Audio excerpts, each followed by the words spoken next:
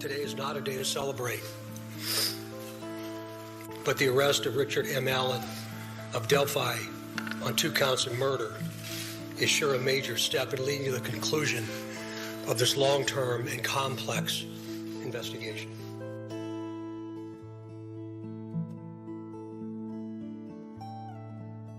Of this long-term and complex investigation. Of this long-term and complex investigation. Of this long-term and complex investigation.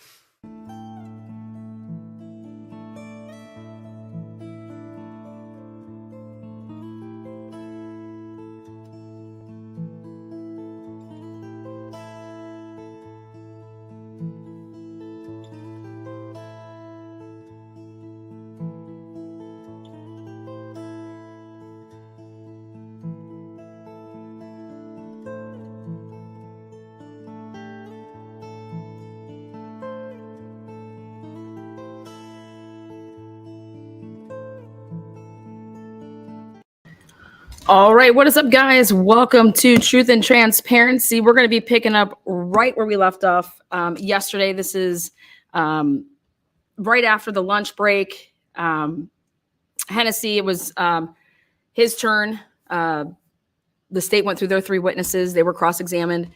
And Hennessy went and moved for a 41B motion based on, they didn't provide, they didn't meet the standard. And so he was asking for this to be dismissed before they even had to put on their case. And she said that she will take all that under advisement due to the fact that she hasn't gotten to read anything. So then moving on. And the big kind of push there is like he first started with Brad Rosie and said, hey, this has nothing to do with him. Like, you can just go ahead and toss him on out, right off the bat. So he separated when he talked about Rosie and Baldwin with the 41B motion. So everybody knows that. So thank you all for the birthday wishes. Thank you all for being here. At some point, you're going to have an opinion. Make it known. Thumbs it up, thumbs it down. I will never tell you how to think ever. So here we go. The defense began with three witnesses. And witness 1, 2, and 3, they were lawyers. They were lawyers in some capacity, whether they had, and they were lawyers that had extensive careers.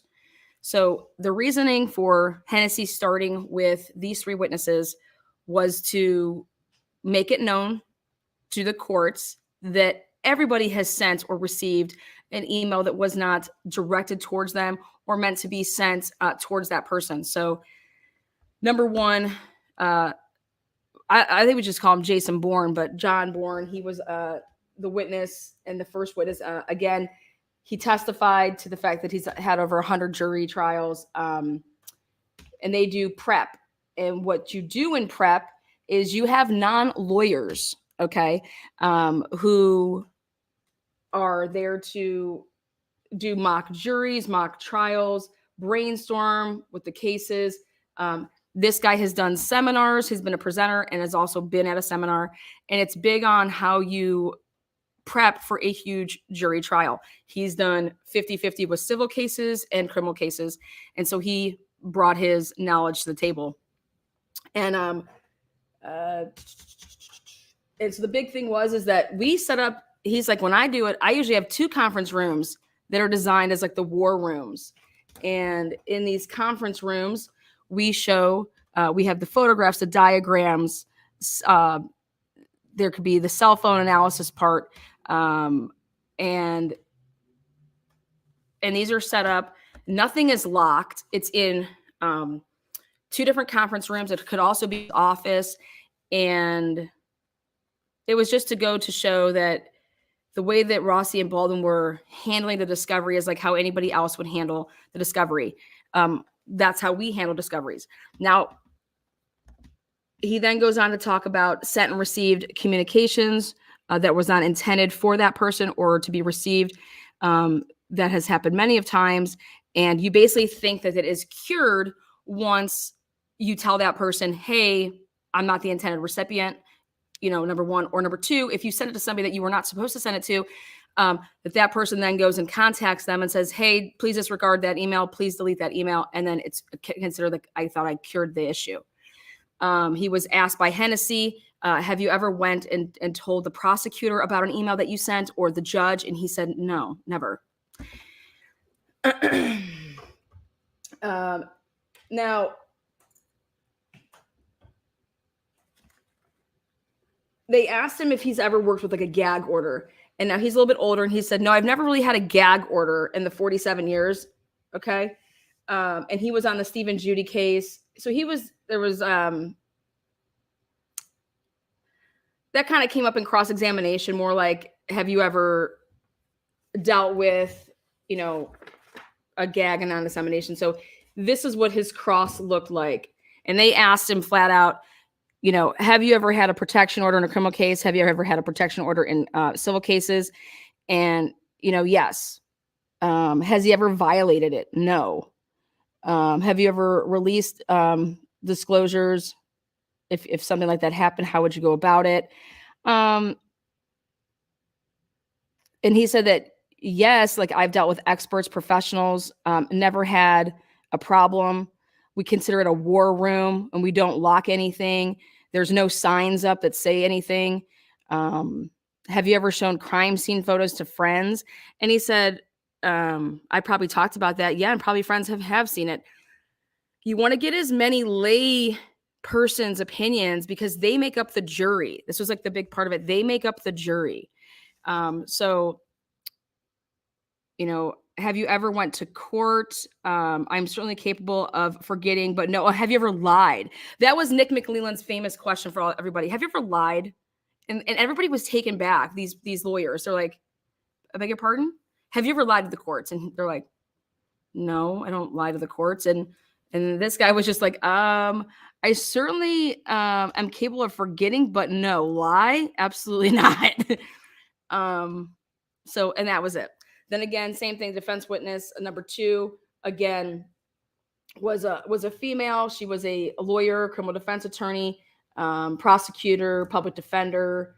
She was, then they brought her in, I also think, to talk about other states because she was in Maryland. She also did the appeals for Indiana. So she said, we would do, these war rooms or whatever. And I want to get down right here where she's saying, it's brainstorming sessions on how to put your case in front of a jury. Okay. Case specific. So everything is case specific. Have you ever misdirected an email? Yes. What do? You disregard it. You make a phone call to the person. You tell them, hey, that wasn't meant for you. Ever received one? Yes. What are you supposed to do? You're supposed to delete it. Have you ever contacted the prosecutor or the judge to report this? And she laughed and said, no, never. Like, that's just, wow. On cross, ever been in a gag order? He asked her. Yes. Protective order? Yes. Have you ever violated those? Disseminated witness names? And she said, no. Protective evidence, brainstorming, and not violating the order. There's a way to brainstorm and give, which I thought was the best thing that anybody had said. She said, just because you're brainstorming with somebody doesn't mean that you're coughing up protected information. Okay, if we're brainstorming with somebody. So that went to what I thought their testimony was really, really important on is like, I could brainstorm with you and I'm not revealing or breaking a protective order. Okay. Period. And also it's part of when you go to these seminars and they teach you how to prepare for a trial, let alone a trial to this magnitude, you need to work with layman people. You cannot just work with lawyers. Lawyers do not make up your jury pool. So something that you think you want to get the opinions of, okay, what hit it for you? What didn't hit it for you? What confused you? You're the jury pool. So it was imperative for these 3 witnesses, in my opinion, to be able to hear that we do this stuff every day. This is what we were supposed to do. If we don't do this, it is a huge disservice to our client. We are not ineffective assistants of counsel. We need to do these things to effectively assist our clients. And this is part of that. And this is what we are taught at seminars to do. This is something that when I've spoke at seminars, I've taught to do. And again, these were considered like war rooms. And your stuff is all spread out, okay? And you are conducting back and forth. So I thought it was very, very, what you would think to me would be like common knowledge that this would need to be addressed in the courtroom, because you would think that Gall would know this, but it was. And these three witnesses basically showed that, hey, you want to talk about, well, first of all, we're throwing out the whole press release because that's irrelevant. It happened outside of the scope of time. But then we go to this email. It has to be purposeful. You have to be your willingness and purposing. Your purpose is to break or violate or try to deceive. Well, when you're making out an email to Brad versus Brandon, who is the email intended to? Brad. It says, "Dear Brad." Hey, Brad. Brad, comma, Brad, not Brandon. So then the third witness, who I thought provided some very, very interesting statements as well. Again, defense lawyer plus 30 years, IU, criminal defense. Same practice was for 17 years. Then he was a criminal defense attorney in a different practice for 10 years, and then 6 to 7. So he's looking at 30 plus years. He's done jury 35 to 50 trials. He's dealt with 25 counties, stuff in other states. He's done federal attorney, non-attorney consulting. Why? It's better. You need this perspective. Your client's best interest is for you to do this. Otherwise, you are not you have to do things for what's in the best interest of your client. And you have to set up a war room. And he said, the whole thing of phones and iPads and laptops, no, we are old school. And I don't even think it's old school. You need to print this stuff out, and you need to have this stuff laid out when you're looking at stuff. You cannot, I print out everything because that's, he said, well, maybe I'm old school, but everything that I've ever received, I always have a hard copy of it, especially in the war room. We're not setting up a bunch of laptops and a bunch of phones or iPads or whatever the digital stuff is. When it comes to the war room, we're dealing with the actual photographs. We have, whiteboards. We have literally binders, papers, everything is out. And that's how you're going through to map out and to put together, which is your case on how you are going to put things together to what questions you should be asking certain witnesses, what's the order that those witnesses should be called, but the purpose of it is to, how do we make sure that we keep a jury engaged and that the jury understands what we are presenting? They have to be able to understand this. So have you ever received a misdirected email? Many times. One time the prosecutor sent me an email that was supposed to go to a police officer about a deposition, and it was about a suppression issue. And lo and told, it was, again, intended for a cop, sent it back to the prosecutor and let him know that, hey, you sent this to me. And guess what ends up happening?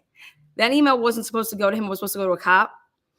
When he sent it back to the prosecutor, what ends up happening is that prosecutor drops the case because of the information that was in there. And it was like, oh, snap. Like, this type of communication that was happening was very, very sketchy. And he just, he's like, yeah, I just sent it back, back to the prosecutor, said, hey, this wasn't intended for me. And then he's like, Hennessy says, what ended up happening with that case? He's like, yeah, they dropped the case right after that.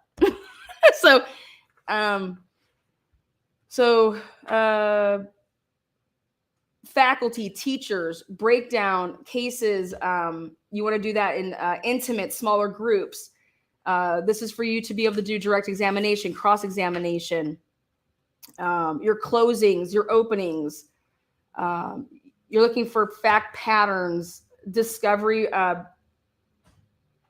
This is all to help, help their clients. So discovery, bringing up with them, is so that we can help with real cases. So what he was talking about here is that when they did something where they're consulting on, or like in seminars or meetings, or he's like, we've gone to the lengths of, we used to just make up a case and then showed them through a made-up case. Well, what we started to do is we started to have these lawyers actually bring whatever cases they're working on to us. And so therefore they're bringing this information, and then we're helping them because it really is case specific. So rather than us making up a case, that we help them through so that they can learn techniques to better serve their clients, we're simply telling them, hey, you're going to bring the case that you have to us, and we're going to go through the actual case that you have and to help you.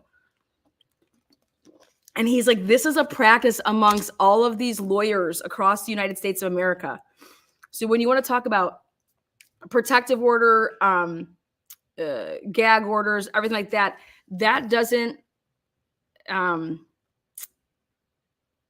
that should not have anything to do with how you are preparing. Okay, because it's about public dissemination, okay? This is about preparing for a jury trial, and who you're using in that prep to do that would it all be within not breaking any of those rules or violations or anything like that, because that is what we're taught to do. That is how we teach people to do it. So again, these three witnesses were three lawyers, and McLeland on cross-examination, again, big thing is that the protection. So general public, no, we don't give anything to. Have you ever given anything to friends and coworkers? Yes. Have you been gagged before? Yes. Have you had protection orders before? Yes. And there was an objection to the way one of the questions were worded. I'll come back to that. They wanted him to rephrase it. So if you sent an email to, basically I took it as like a civilian, who would you contact after that? And it was like, would you contact the prosecutor? How would you go about that? When would you do something like that? So, and then it was just, okay, boom. The next witnesses, again, asked the guy if he's ever lied. But so we got through the three witnesses that were like, for the purposes to show that sending or receiving emails is that's not a violation of anything. Okay.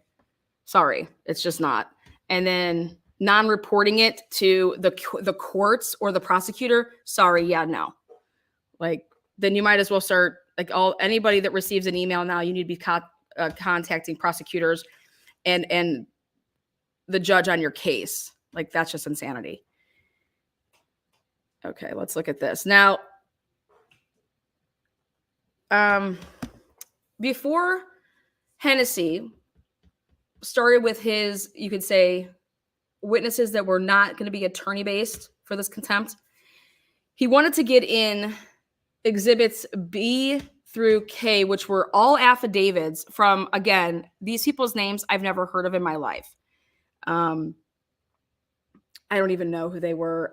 There was like a Stacy Gillian, a Thomas somebody. And these were all like exhibit. Amy Schultz, David Humphrey, James Fry, Lisa Johnson, Joel Winneke, Gino Gasto. Wait. Yeah. Yeah. And so these were affidavits. Okay. And again, objection by McLeland. He says, I object, did not have a chance to cross-examine these witnesses. Okay. And I just think that this shows a bias and discretion with the state and defense witnesses who could be cross-examined, defense witnesses. And so what I thought was, and I noted it here, because these were not being able to be admitted because McLeland could not cross-examine these people. So these affidavits that he just tried, to put in before he would be going on to these other witnesses, they were not admitted. And McLeland's only argument is that I object. We did not have a chance to cross-examine these witnesses. And so she said, yeah, nope. And I'm saying, oh my God, this is exactly what the defense was saying the whole time with objection. First of all, it's hearsay, objection. They're not even here to be cross-examined. Okay. Yeah. And she said, overrule, no.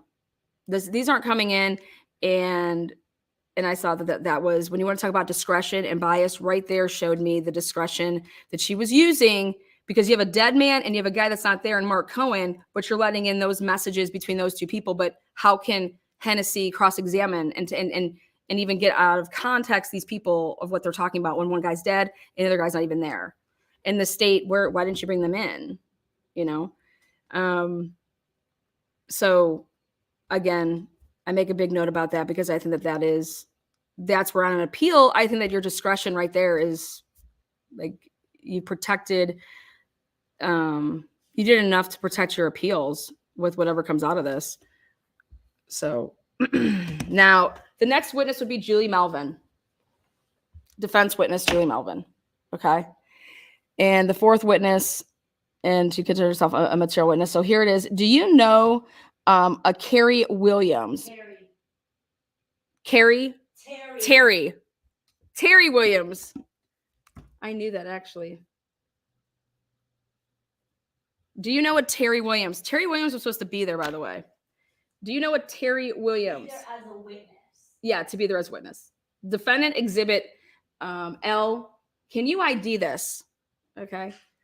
These are my phone records with Terry Williams. See, I knew it was Terry. I just didn't cross it out there. Confidential informant with investigation. Again, here we come in. Again, McLeland's going to be objecting to this. But first, he gets to say, Hennessy says, okay, I'll give you proof of an offer of proof. And what basically Julie Melvin is going to testify to, this is his where he gets to just, ask or just summarize this.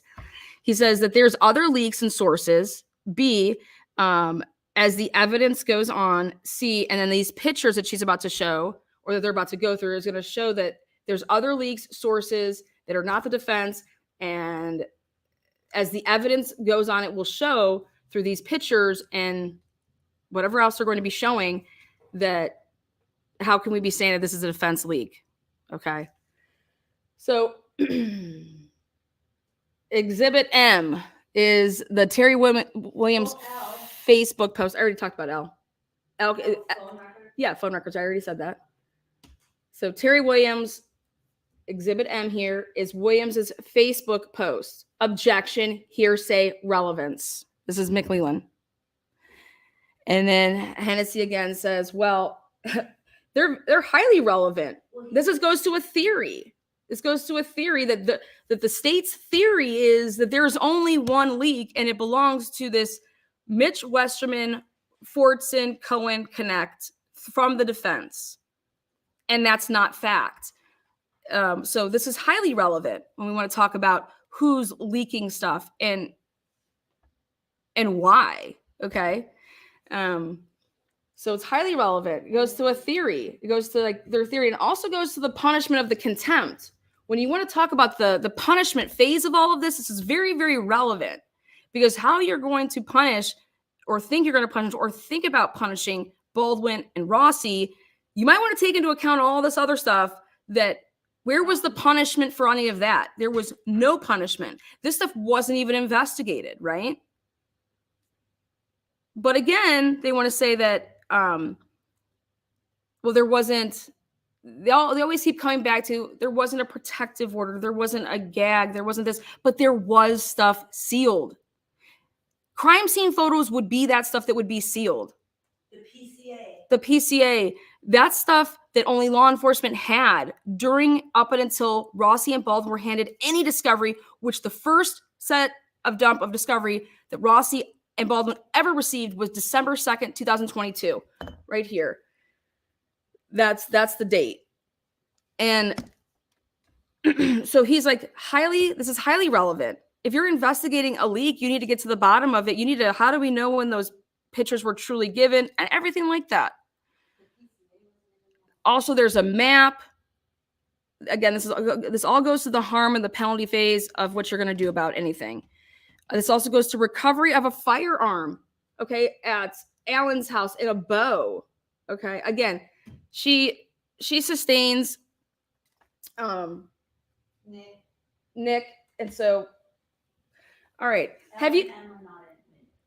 Well, he hasn't asked for them. She couldn't even testify to those yet. Have you followed the Delphi case? Yes. Then it says, have you been following the postings with the Delphi case? Admissible, offer if proof. Okay, so then again, objection. What does this have to do with if she's her following the case? What does that mean? You know, so Nick, at every chance, he's just, you know, objecting. And he wants to, Hennessy's like, I want to offer proof. I can then show there's case law for this, case rule for this, and you have to give me a chance to show an offer of proof before you can just say, you know, yes or no to this stuff. So Gall says, okay, give it to me in a summary fashion, because you can do it through Q&A, but she was like, I want it in a summary fashion. And so, well, listen, Julie Melvin's followed closely with the posts and the publicity and the willful, purposeful postings that other people have done. They've posted willfully. They've inserted themselves willfully. And these are connections that are not related at all to Baldwin and Rossi. So shouldn't we find out how these people got this stuff? Because this is all relevant. Because when you're talking about an ongoing leak, if you want to use the term ongoing leak, this is from the beginning. There was a leak before Baldwin and Rossi ever took this case. So check this out. At any time, what that would mean to me, at any time, if I want to get the defense in trouble, hey, we have all those pictures from before. Let's start leaking that, and we're just going to blame the defense. You get what I'm saying? So, again, they're trying to find this as no relevancy to any of this. And this is goes back and forth with Hennessy here and says, I know the case law. Yeah. And that we're, so basically this, again, his claim to fame, Nick McClelland sticks with is, listen, we are not here about any of this other stuff. We are here due to a period of time we filed, and this is irrelevant during that period of time. And, well, so let's see. But basically, Julie Melvin had a quick exit because they were not going to let her testify to any of this due to it being not relevant. Okay. Period of time, which is ridiculous. Yeah. So now we get to witness Stephen Wood. This is where McClelland's name gets dropped. Okay. AKA Skip Jensen. So August of 2020 is when he started following the case. He then knows a Gary, AKA Fig. Yes, I know him from Discord groups. He goes by different names, Fig Solve. So Skip is a PI. They say, okay, defense exhibit N. Can you identify this? This is he and I having conversation over text communications via Facebook. Fig and Stephen Wood. Okay. Again, they're going to be objecting. And then he's like, well, I'm just laying foundation. You know, I'm showing emails, photos, press releases, an ongoing leak. This is everything. This is foundational. Everything that their case is, this is relevant. And these are foundational questions when Nick McClelland is trying to, object to this. And because as soon as the name Fig comes up, McClelland was objecting like crazy. That's fact. So again, objection, relevance. Nick says, does it have anything to do with the press release? Mm-hmm. And he goes, no. He goes, does it have anything to do with the leaked photos? He goes, no. Like the conversation. Exhibit N. He goes, does it have anything to do with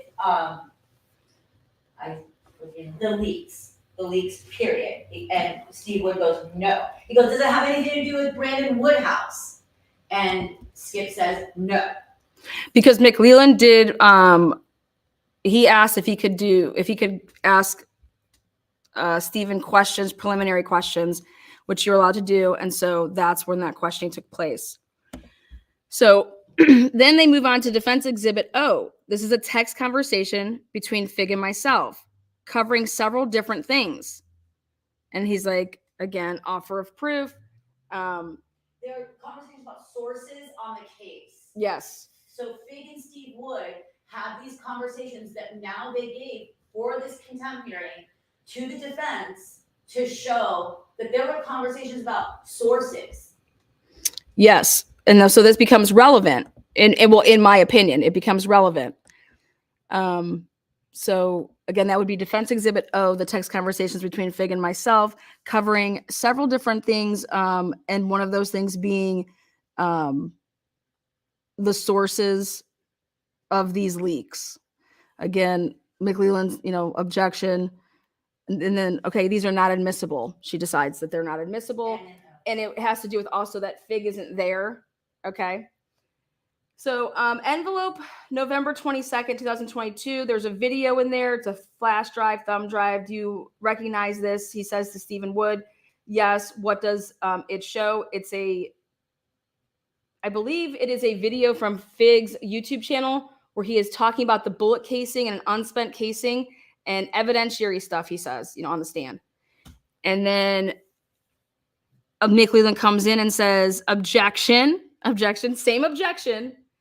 And then finally Hennessy just says, did Mr. Bordeaux reveal? And he's like, any sources to you? Who are his sources? Okay. And because this is going back and forth. Back and forth. And so finally the bomb is dropped where he's like, okay, Stephen Wood here. Did Fig ever tell you who his source was? Making it easy here. Did he identify this source to you? Yes. Who is it? And he says, Nick McLeland on the stand. Boom. Courtroom was like, they made some noise. But boom. Yes. Fig told me his source is McLeland. Nick McLeland is his source. That is what he told me. And it was the unredacted PCA from Fig. He goes, Hennessy goes, what kind of info has Fig been putting out here? You might want to get closer if you're going to talk. Just saying. Well, do you want to hear it or not? So Hennessy said, what kind of info was Fig putting out? He asked Stephen Wood. And he goes, was it unredacted PCAs that he got? Yes. And he goes, who did he identify as a source? And go ahead, Elo, say who this is. Yeah. He's like, let me back up. He's like, well, Fig told everybody that there's a PCA 1.0 and a PCA 2.0. And it was an employee of the government.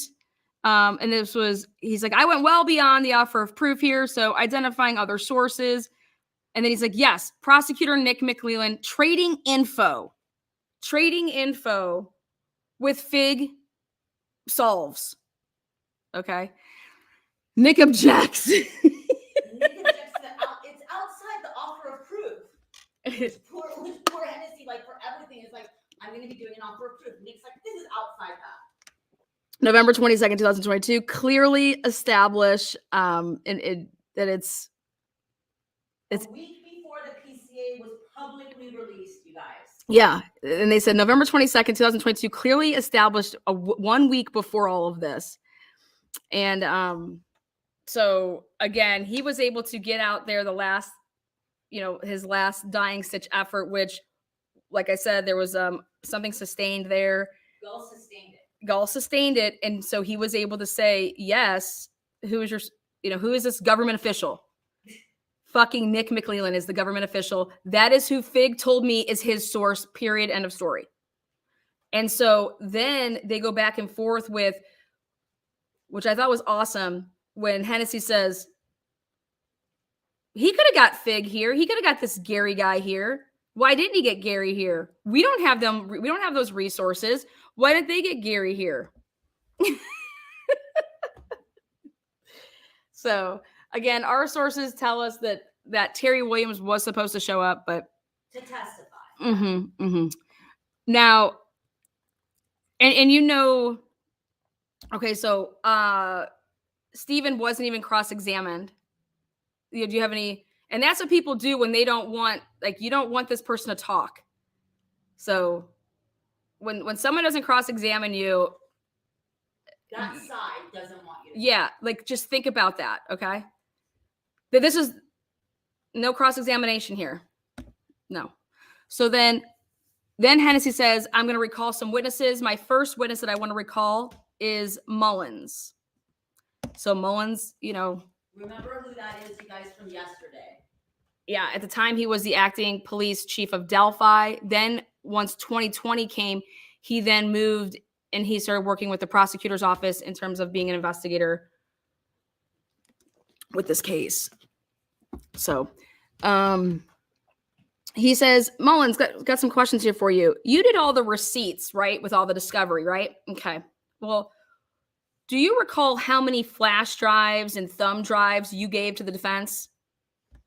And he says, well, Before you were reinstated. he asks a question. And he says, well, is this before they were reinstated or after they were reinstated? He's like, well, both. Here, we'll start with before, how many, and then after. And he said, 2025, and then 15 came up. But at the end of the day, I believe that this was a setup question, okay? I believe this is a setup question because you can use this testimony, right, in other proceedings. So why I believe Mullins was called back is because Brad and Baldwin and Rose are taking notes, right? And so with different things that they're hearing and they're going through their stuff, and when you catch something, okay, well, here, what can we ask that's relevant? Well, he's the discovery guy. He's the one that's bringing, the discovery to the defense, and that they have an agent then that signs off or that they received it, and there's this big paper trail. So I think that this is a question that is going to be used for future proceeding.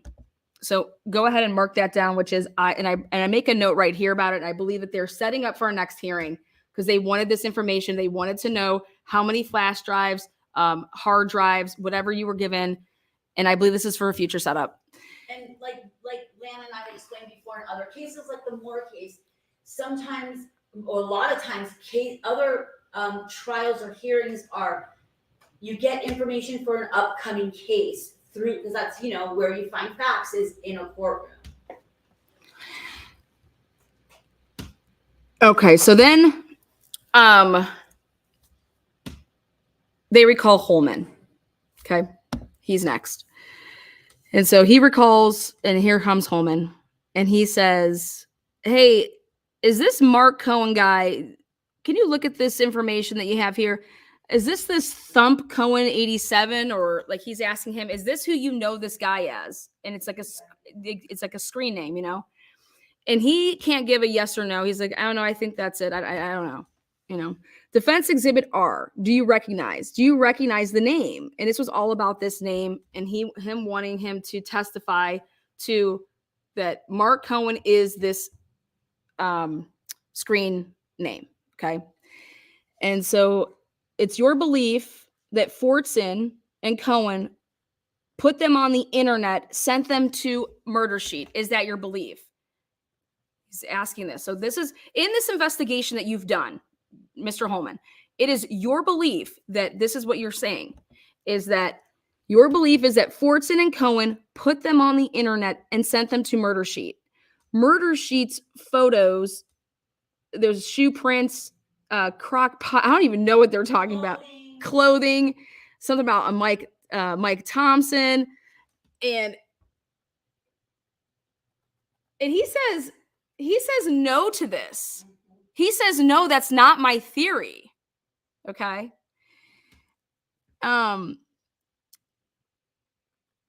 And then he's trying to get him to testify to the PCA with Ron Logan. So he goes back up. And now this was when I was just like losing it because I was just like, oh, here he goes. And look, tell them who Mike Thompson is or what. He's the chief of Carroll County. So yeah. This is communication with Mike Thompson. Yes. So he goes back to this. He's like, all right, we want to bring up these exhibits, What's that stamp there? Why is Murder Sheet's stamp on all this stuff? Objection. Why? By stamp. He's talking about the watermark. Okay, you know how Murder Sheet puts their watermark on everything? Well, they were the ones that got the PCA, Ron Logan's PCA, right? And he's like, what is all the logos? Why is this Murder Sheet on all your guys' exhibits? Why is there logo on everything? Wait, that's the PCA? So that's what he goes into. Testify. PCA, Mr. Logan's property? Yes. Have you left? Did you leave an affidavit after the search? Like, did you? Yeah, did you leave one on the property? Because what he is getting to is how in the fuck does Murder Sheet have this? Okay. How in the fuck does Murder Sheet have this? Did you happen to leave, like, who did you give copies to of the affidavit? So,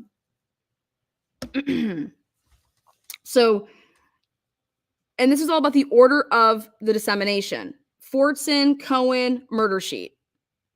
Okay. Fortson, Cohen, Murder Sheet. So State's Exhibit 5. Remember you testified to that earlier? You testified to State's Exhibit 5. So when we go back and you can see here what State's Exhibit 5 is. So he wants to talk about State's Exhibit 5 again. And it's the communication between, it's the text, it's the Facebook messages that is all basically hearsay. So he's like, let's go back to State's Exhibit 5. Did you explore the Murder Sheet stamped documents? Did you explore that in your investigation? He's like, no. So he's just trying to get, down, like, what did you do in this investigation? Just because somebody says something to you doesn't make it true. So you have to investigate whatever's being said to you. What did you explore here? Can I just say something? State's Exhibit 5 was admitted when Holman was on the stand to begin with. And there was no objection when it was admitted by the state from Hennessy. And you see how that works now is because Hennessy uses it down the road. And it's the photos of the crime scene from Murder Sheet. Oh, yeah. So that's what we're going to get into. So what Holman testified to is that the only time that he had ever seen some of these photos, he had never seen them ever before. And he says, you only saw them in, you said your deposition from the defense. That's the first time you ever saw these photos. And he said, yes.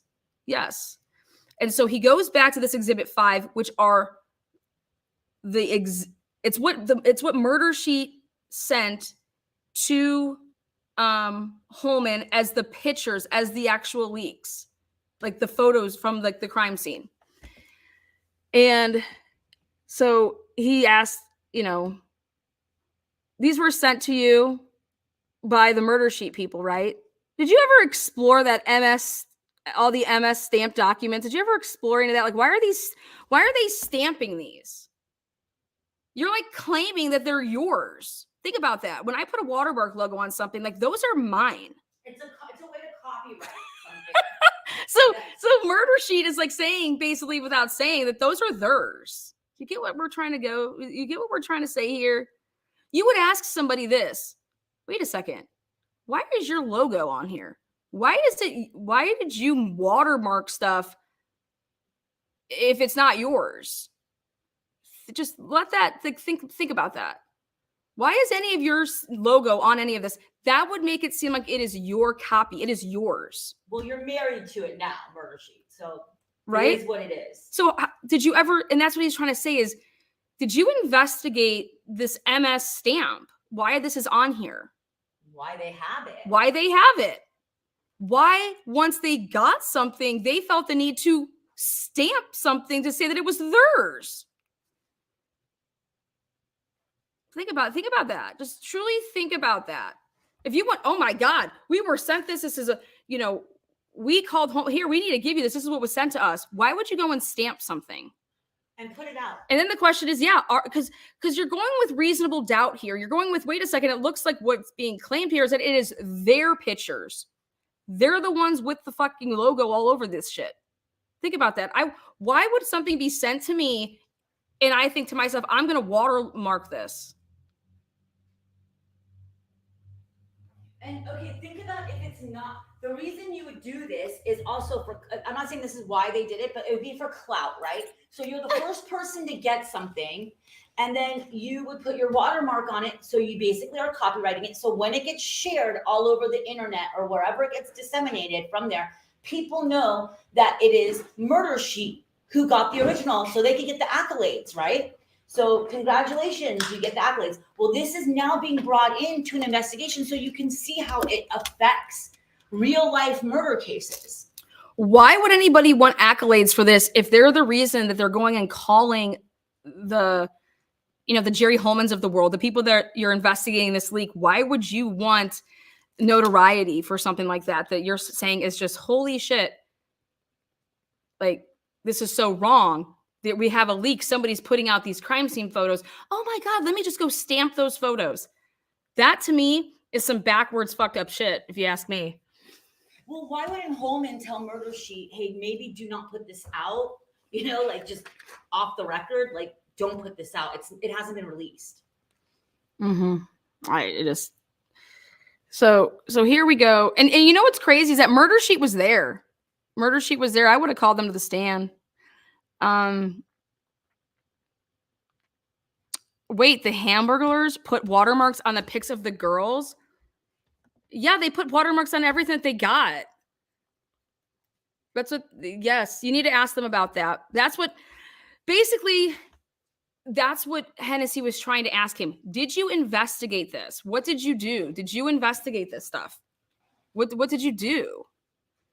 That kept on a reoccurring question was did you investigate this? Did you even call the Woodhouse guy? Did you even read the email? What did you do to determine any of this? Is like, oh, we got to the bottom of it. You didn't get to the bottom of shit. And that's what Hennessy kept saying is like, okay, let's see how you guys investigate things. Just like how they investigated the Delphi case, Either you guys aren't smart human beings or you're corrupt. So you guys can pick either you're stupid or you're corrupt, in my opinion. So pick one, and I both think they're both shit. Or it could also be both, I mean, and then think about this. If Holman wasn't, I'm not saying he's culpable, but if there were nothing weird going on, why wouldn't they have investigated Murder Sheets for getting their hands on this PCA and then bring them on contempt and say that this is wrong? Why are we going with these attorneys when there's been leaks? And this was the whole outside the scope, I guess. Time frame. So then Brad Rosie takes the stand. Oh, that was. And I was like, whoa, like, wow, okay, this is, everyone perked up. And I think it was awesome because he's like, I have nothing to hide. I didn't do anything wrong. So Rosie takes the stand. And the first question Hennessy asked him was, how many different ways is it that you can say your last name? How do we pronounce your last name? The first question, boom. Okay, so December 1st, 2022, was there any order at that time? Because this is his way of saying remember how Nick McLeland tried to push it off that there was an order and the press release came after. Okay. So was there any order? No. The press release. Now this was awesome questioning, which was, why don't we ask the man this question? Why did you guys do the press release? What was its purpose? How about that? Has anybody bothered to ask these guys why they ever did the press release? Well, guess what? Hennessy asked them on the fucking stand and says, press release purpose.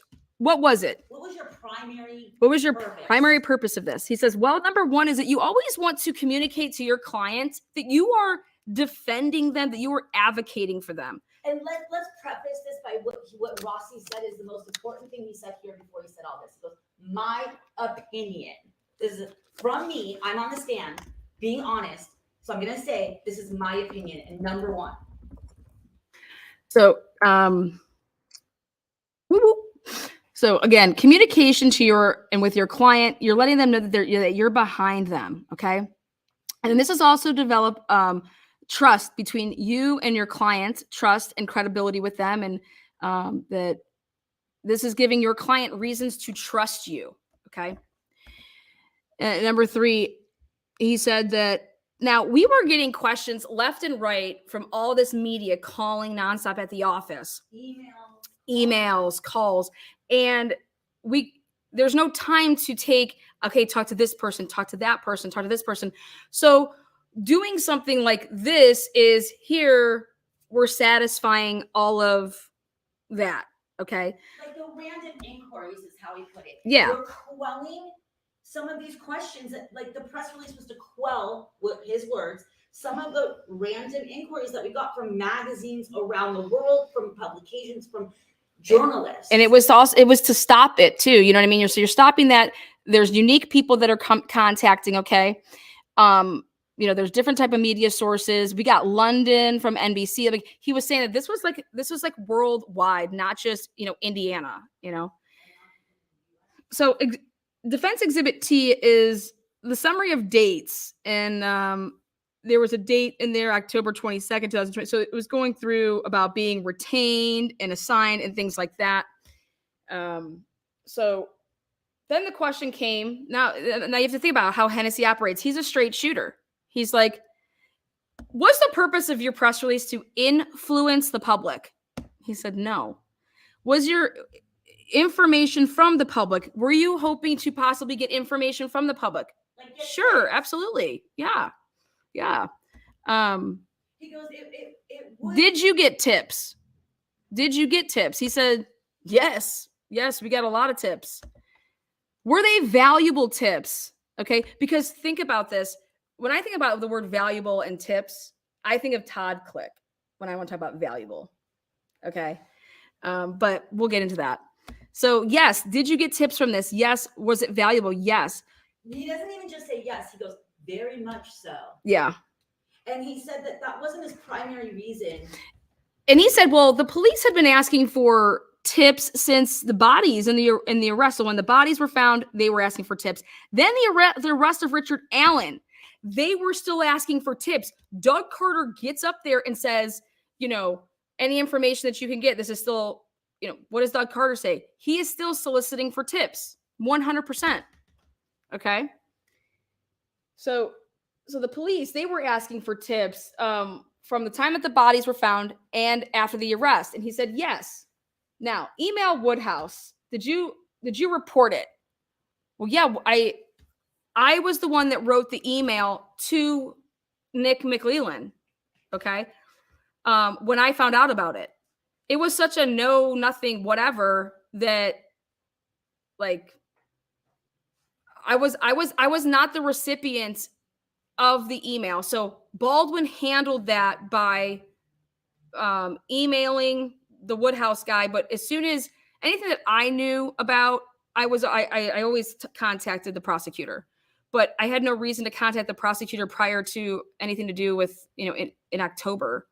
There's no reason. Well, he said, did you have something to do with it? He goes, I had something to do with it afterwards by reporting it. Yeah, he reported it. Okay, so you were questioned for 2 hours, weren't you? Yeah. So, and you were cooperative about anything that they had to do with the Woodhouse thing. Can you just explain to us? He says, what ended up happening with that? He said, Andy called me and reported to me immediately. And then Andy told you immediately. He said, yes. He said, this is about the Westerman. Yeah, that was about Westerman. Like immediately once he was contacted, meaning Westerman texted him.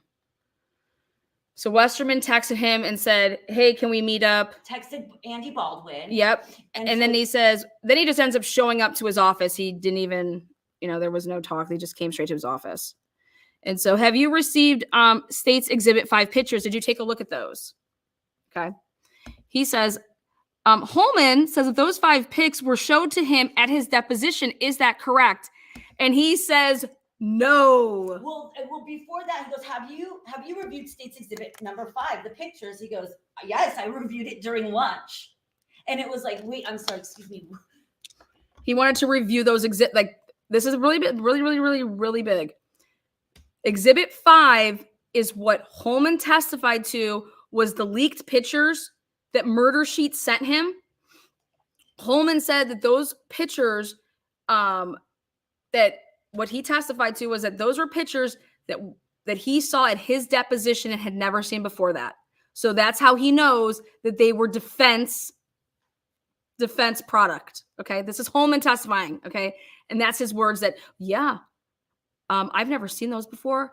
And the first time I did was at my deposition in August of 2023, when when Baldwin and Rossi depoted Holman. So here they get Brad Rossi on the stand, and Hennessy asks him, hey, did you have a chance to look at those pictures that Holman testified to Exhibit 5? And he said, yes, at lunch. Okay. So he says, were all 5 of the pics presented that Holman testified to? And Brad said, no. He said, no, which is now he's So here, Brad Rossi is going up against Holman saying, that's not true. Because there's pictures that I have never even seen before. They're missing. They're missing. Like what? He's never even seen these before. Brad Rossi testified on the stand on March 18th, 2024, that whatever murder sheet sent to Holman, and Holman is claiming that he put them in a pretty little package as an exhibit, that Nick put in as an exhibit. Rossi testified to that, that he never, I didn't see, I've never seen those. So how could they come from us? I've never seen them. And then this is what the hard part was. When Rossi testified, he's like, well, which pictures? Because none of these were labeled. It was just exhibit 5. And then you had multiple pictures on different pages. And normally what you would do is it's exhibit 5, page 1, exhibit 5, page 2, 3, 4, 5, 6. No exhibit that Mick Leland entered into evidence had a page number. And he brings that up here again. Well, no, he goes, were all 5 of the pics presented that Holman testified to? And Rosie says no. And so Hennessy goes, which ones were missing? Mm-hmm. Which one of these pictures were missing? And so they bring up again State's Exhibit number 5, okay?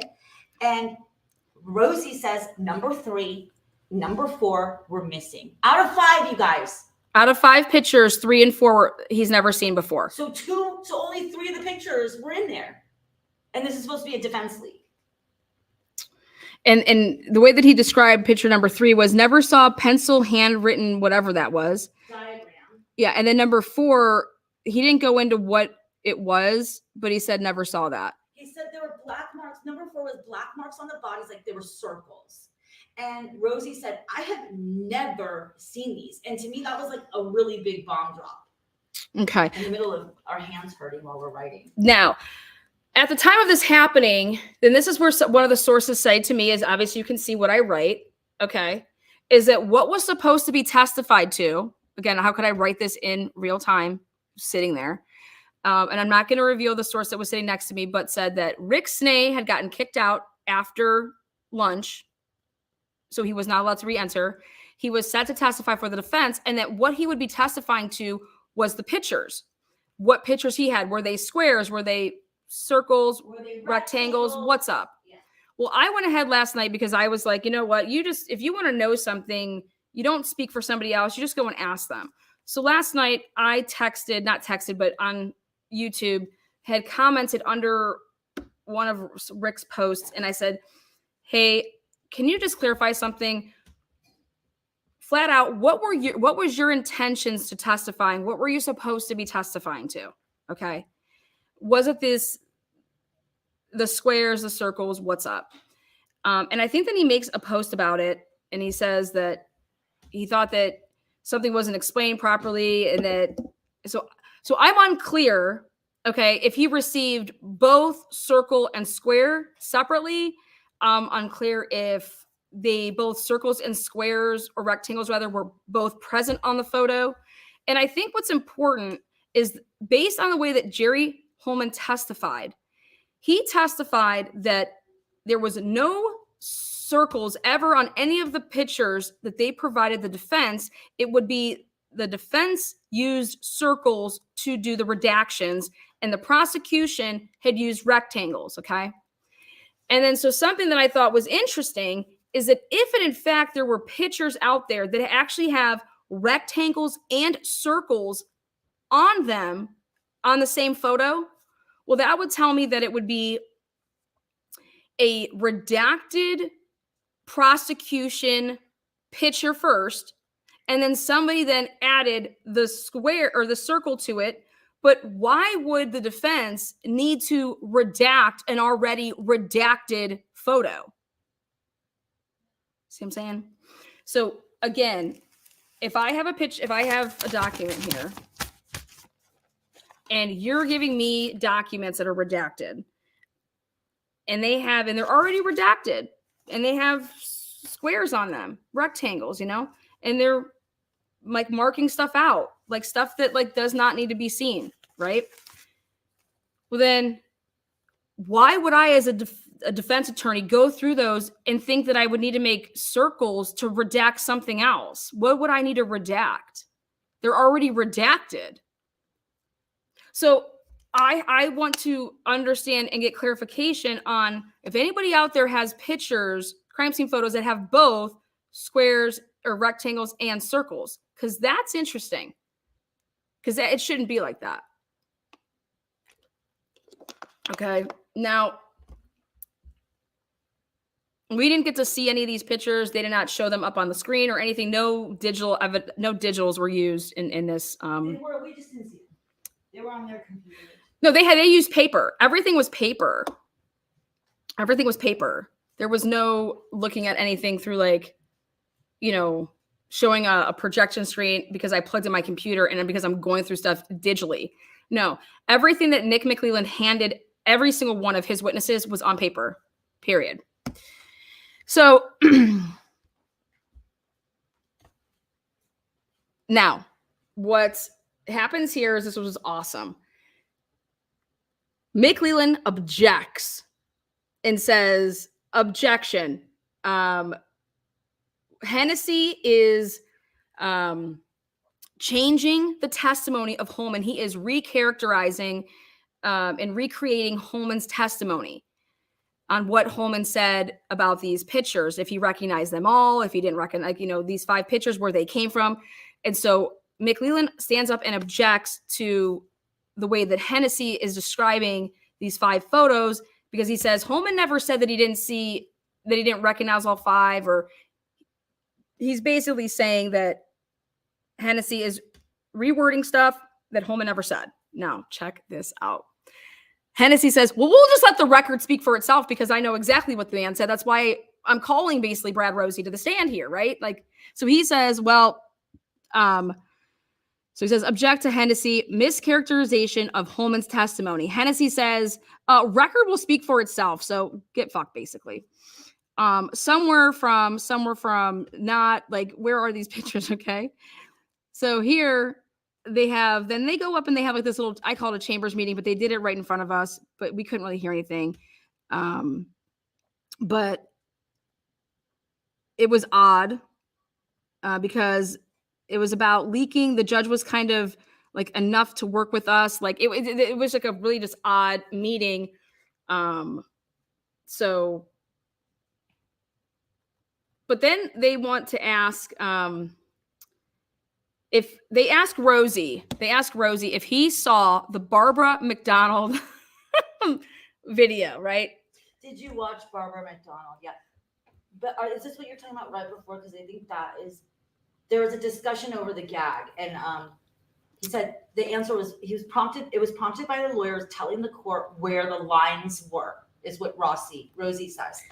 And he says, in quotes, primarily we couldn't talk to media. Yeah. And actually Rosie gave props to Gall, and he was like, the honorable judge I thought was great. She had us in an in-chambers meeting, and it was about the public. It was about media. It was about media. And he said, if it's not what was told was, if it's not the media, it's okay to share. Mm-hmm. Mm-hmm. That's where the lines were drawn. Yep. So traditional media relations. And that's why it was since things aren't traditional anymore, so that was what that was about. And Rosie testified. But he says, but if it was not the media, then it was okay. So did you see the Barbara McDonald Court TV episode? Objection to relevancy. Here comes Nick. Objection relevancy. Again. And then he's like, yep, that's my objection. Same as before. Overruled. Finally got an overruling here. Did you see the Barbara McDonald Court TV, whatever, okay? Episode, blurb, whatever you want to call it. Media spec, whatever. Nick stands up. Objection, relevancy, blah, blah, blah. Finally, overruled. Thank God, Yes, he did see it. Okay, and this is where we get into the talks about the surprisingly, and he was surprised. It was about this Purdue report. It was about sticks. Okay, right? That Barbara McDonald episode, right? And basically it was who the fuck is Barbara McDonald's source, right? How does Barbara McDonald know this stuff? What's the date of this?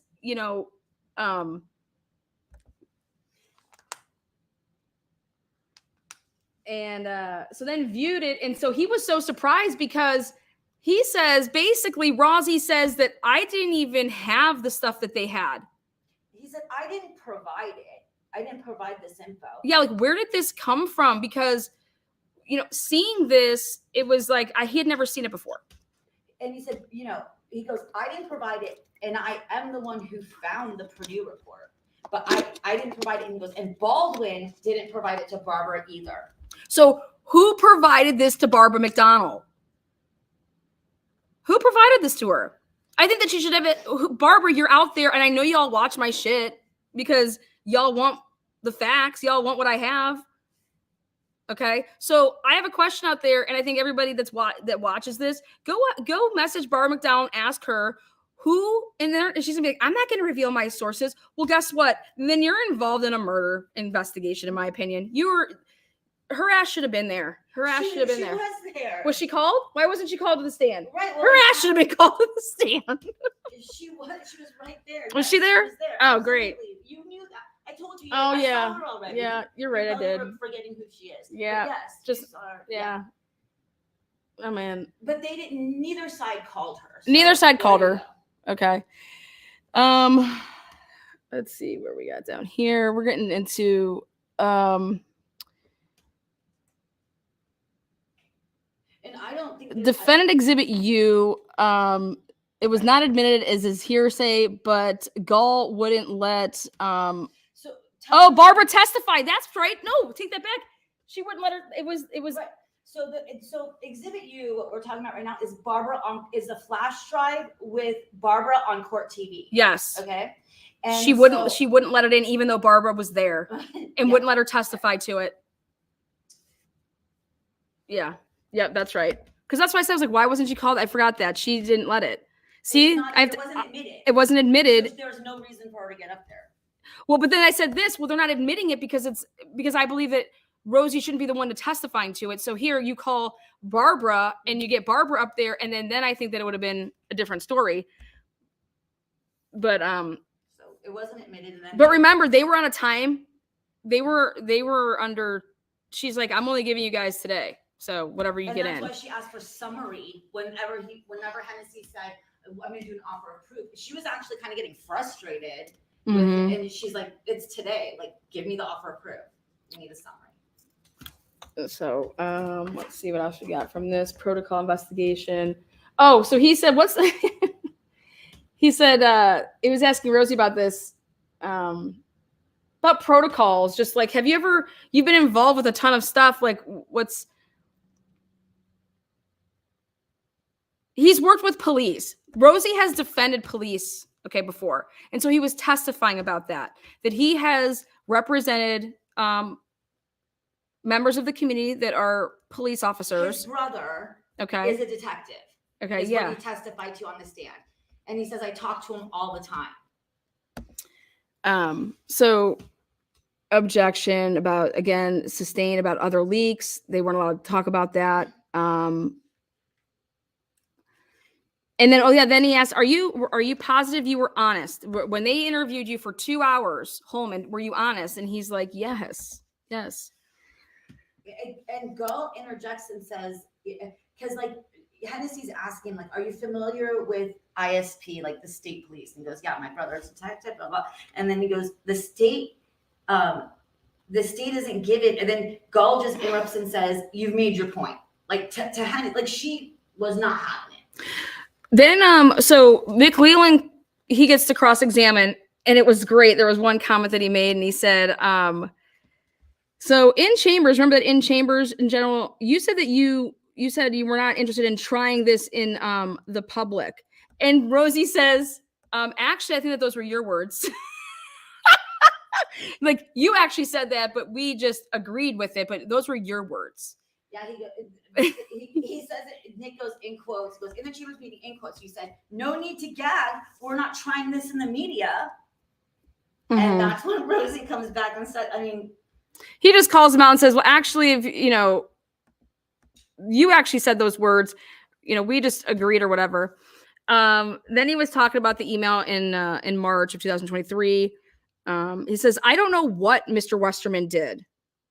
the depot of Holman in August of 2023.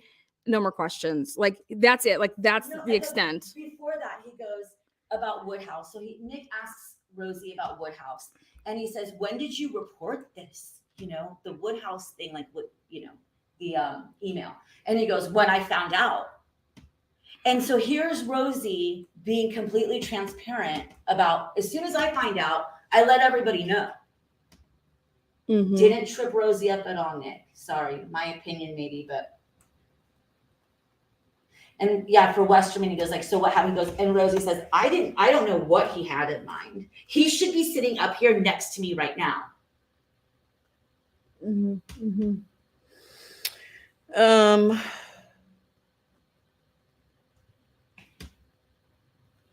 Now let's go to then. After that, it was over in terms of what else they had before then. He rested after Rosie. Before that, he goes, so Nick says the most egregious thing here that has happened. So here's Nick having like the podium basically, was the leak of these pictures. Out of everything that's happened, the most egregious, his words. And Fortson, it says, I put this in quotes, Fortson in the midst of this case in West, and then in Fortson's in the midst of this case. He talks about Westerman's iCloud in December. Mm-hmm. Messages are now work product. Yeah. Remember, they were going back and forth about it being whether it was like. Basically, that was they were doing closing arguments, both sides. That's what that's from, is the closing arguments from both sides, which it's just summarizing everything that we just talked about. So. And then he said the state wants to move forward with the trial. Yeah, the state wants to move forward with the trial, and how I kind of took it from Nick is like, you know, he wasn't like, in his closing, he didn't say that these people should not be representing Richard Allen moving forward. He did not say that. Yeah. You know, he said that the trial should move forward. And I think the only way the trial should move forward, if he's saying that, is he was kind of basically, in a way, the only way that can happen is if these people do stay on. You know, he wasn't, in his closing, he didn't say, all the evidence that we've shown here today is, you know, to X, Y, and Z, and we are asking for these two to be removed. That's not what was said. That was not said by Nick. So we probably want some kind of sanctions or whatever for the egregious leak of the pics. Now, moving on to what I think was the best part of the day, because honestly, that whole contempt, this leakage stuff, these people want to insert themselves. I'm sorry, but you're totally taking away from two people were murdered, two little girls, and I believe that you got a guy who needs to be viewed as innocent until proven guilty, and that's not what's happening, and the focus isn't staying on the girls. And so here, let's go to this. Now, Todd Click, so after that hearing ended, all right, then a new hearing began, and we took a 15-minute, I think 10-minute break. And so Baldwin was going to be doing the oral arguing, you know, on the behalf of the defense. And here, Nick McClelland is not going to be arguing for the prosecution. Instead, they bring in a woman by the name of Diener?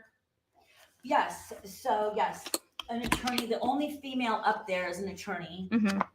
So Nick had to bring in somebody else. And everyone was like, I don't even know how I caught the name, but because everyone else was like, I didn't hear it. I asked Bob, I asked my girl, I asked everyone, what's her name? And I swear it's Diener. And there was someone that was taking really good notes up there while we were, and she was the one that turned around and said, yes, it was Diener. Like, because she said her name quickly when they said it low. Yeah, when she talked. For whatever reason, I don't know why. Okay, so the only thing I'm going to reference is that if you guys have looked at this big old Frank's hearing, or the Frank's motion, which everybody out there has asked themselves, do we really believe in this? Do we think that this is all lies? Well, the first person that testifies, because now this is the defense saying that right here, this is a defense motion for destroying exculpatory evidence, and this is what we want this dismissal over, okay? They talked about the jury questionnaire, and that got in between that. Okay, here we go. Now, so this is the 3 p.m. This is the second hearing, right? Yeah. Yeah, this is the nuts for me. Motion to dismiss, basically, right? Abigail, is it the wife? I don't know, you guys. Well, I that don't Sandy D know. is trying to say that Abigail Is Diener it is really? Judge Diener's wife. Because That's what interesting. I kept thinking, I'm like, wait, but there is Judge Diener. How do we have an attorney that's Diener also? Like, and you know how it is out there, like in those counties, like everyone's related some way. So that would not surprise me. So her first name is Abigail. Good to know, because we're Okay. So, which everybody's been asking themselves, do you believe in this? Do you think it's all made up? Do you think it's crazy? Like, what's up? right. Well, the first part of this features a guy by the name of Todd Click, who, here we go, that was the defense's first witness. Todd Click is law enforcement. Okay, so during June 2018 to July 2021, for those 3 years, you know, what was your role? What were you doing? Where were you at? And he was a Rushville cop. Okay. He was involved in the Delphi investigation with Farnacy and Murphy. Kevin Murphy, yes. And he also ran, like, he was helping in the interview rooms with the the devices. So he would be in there. He was operating the equipment. But he then becomes involved with those two gentlemen, and they start looking into, this is what he's testifying to, that they're looking into, right here, a couple of individuals, Brad Holder and Patrick Westfall. And what they were supposed to do is they said, we were trying to find a tie between Elvis Fields, who's out of Rushville, Elvis Fields, okay, because they did the Elvis Fields interview. Right. All right. They did this Elvis Fields interview in June 2018. Rushville, they interview Elvis Fields. Elvis Fields is from Rushville. That's why Rushville did the interview. So okay. Farnacy and Kevin Murphy are doing this interview in Rushville. Okay. Murphy is an FBI joint terrorist. He's on the Joint Terrorist Task Force, and Farnacy obviously works in law enforcement there. Okay. Now, the big thing of this motion that was filed is it truly focused on the way that it was worded, is that it focused on the destroying of exculpatory evidence, meaning that would have been stuff from 2017. Okay. So what's really important here is to see that this date that this guy comes on, June of 2018, because of helping with this Elvis Fields interview, that this woman, prosecutor, she literally hangs her head on the fact of, okay, our main objections here when we object is that this is outside of the scope. We are talking about 2 interviews, Patrick Westfall, and we're talking about Brad Holder. This is stuff that happened in 2017 in February, and that's what this is about. Okay. So here, again, you have to do foundational questions though. So what Andy Baldwin is doing is he's asking these foundational questions. And so after the interview with Elvis Fields, then they were supposed to follow up with to see if they can find a connection and a tie between Brad Holder and Patrick Westfall. All right.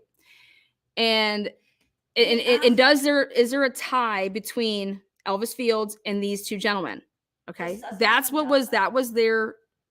they were tasked with. Okay. He asked Click to join in on this because he's from Rushville, and they said, "Can you watch this interview and give us your opinion on it?" Okay. And we have these 2 suspects from the about the Delphi murders, Brad Holder and Westfall. So Farnacy and Murphy had asked him to come in. He's been in Rushville PD, almost made it to 21 years on the force before he retired. And so he was asked, "Did you find a tie on the stand?" And he said, Brad Holder, yes, Facebook, 5 individuals. They were all in a picture together. They were also, there's ties with Norris and Pagan, but they were wearing these Vinlander t-shirts in a picture. There was 5 individuals, and this is what it looked like. Click continues to say that there was a picture of 5 and Johnny Messer. So hold on here. So you got a picture of the 5 people, and it looked like this. Okay. So here's the 5 people, and you got Patrick Westfall's here. Johnny Messer's here. Brad Holder is here. Okay. And it says that Johnny Messer is the uncle he has an uncle that lived with Elvis Fields. And his name is Billy Messner. Okay. And so that's one. So that he starts listing off all these different ways that they were trying to find these ties. So that's one of them. Then he's like, okay, then what did you do after like that? What was the next that you were tasked with during this investigation into the murders of Abigail and Libby, right? He says, okay, then we were conducting interviews. So we conducted an interview with a Taylor, and this would be the ex-girlfriend of Johnny Messer. And I swear the last name was Hornaday, Taylor Hornaday. Let us know if you guys, because we're taking notes like crazy. There's nothing for us to, we're just hearing it. The mics aren't totally great. So can you tell us if it's Taylor Hornaday, who's the ex-girlfriend? Okay. So he says when he interviews and they interview this Taylor, the girlfriend of Johnny Messer, at the time, she says that what she provided was more photographs to show club meetings.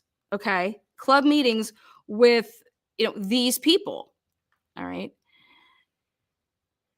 Johnny, Brad, Patrick, and Elvis. Yes. So then they do more interviews then. And in those interviews, after interviewing, they do with Messer, Johnny, and it then comes out that Johnny is recruiting people to be coming into his, like, this Vindendler, yeah. So he's a recruiter. And if you remember, that was in the Franks. And then when Patrick Westphal had his interview on YouTube, he said, we don't recruit. People come to us. We don't need to recruit. I don't know what Johnny was doing, but we don't recruit people. So then during this time, there was a cell phone, okay, of Taylor's that she gave to police. Now, this is one that she actually gave to police. There's going to be 2 cell phones here, but the first one she actually, in fact, gave to police, aka meaning this task force got it, okay? And in and on this police, or in this phone, okay, there is she shows them that there is a kidnapping at gunpoint, okay? Kidnapping by gunpoint. So think about how Abigail and Liberty everybody wants to say there was a gun involved down the hill. They had a gun, right?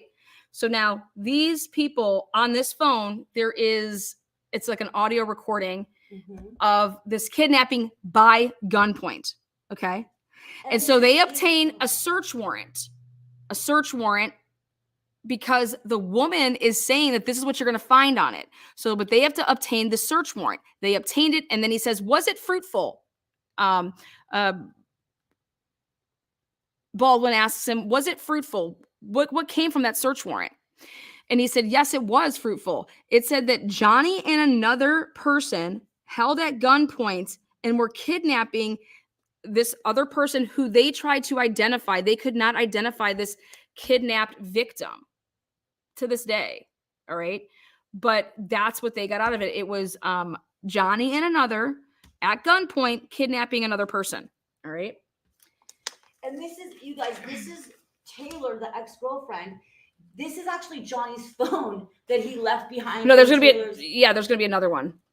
So then after that, what's the next thing that you guys did? Well, we interviewed a Joyce Muffet. And who is that? He says. He's like, well, that's one of Elvis's sisters. So again, if you're going through the Franks and you read it, this is exactly what Baldwin said that this guy was going to testify to. And sure as shit, he is testifying to it. He said, yep, we interviewed Joyce. Elvis Fields is one of his sisters.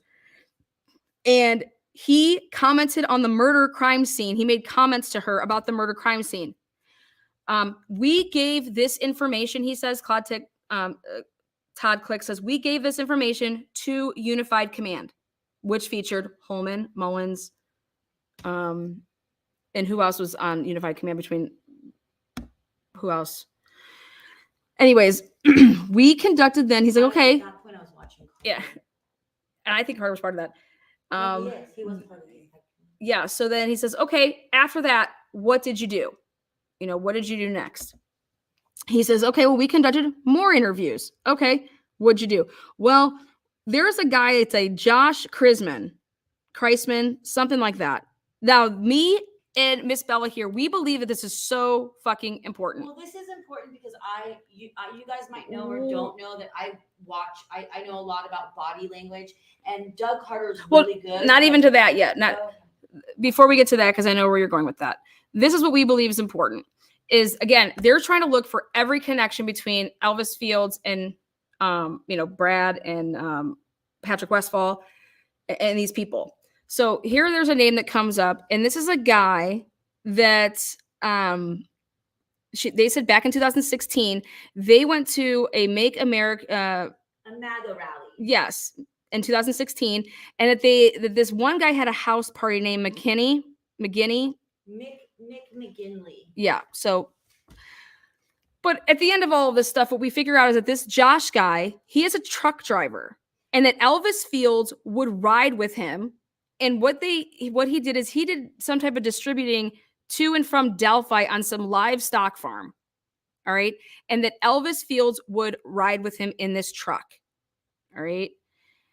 So we're trying to figure out the name of the distributing company and the name and the possibilities of these farms in Delphi with the pigs. Okay. So these deliveries, they would buy livestock, they would load them up, and Elvis would sometimes drive with this guy. Okay.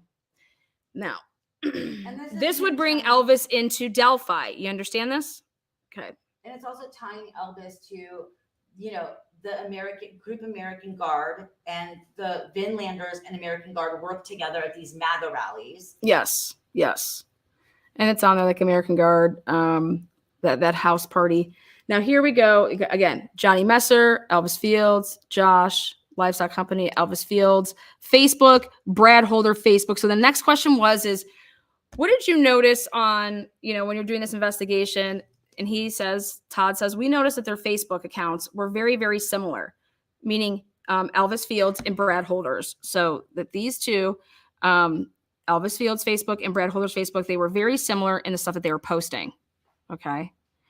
And it was type of stuff. He's like, what type of pictures? Placement of sticks, placement of pocket knives. Okay.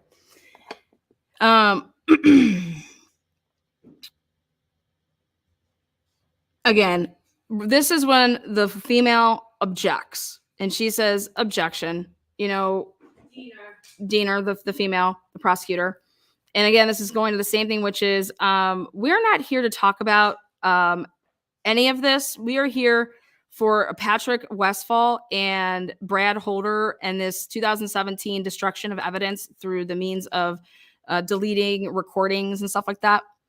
And so Baldwin saying, yes, but these are foundational. We have to start somewhere to be able to explain how they actually, in fact, get to Brad Holder and how they tie it back into him.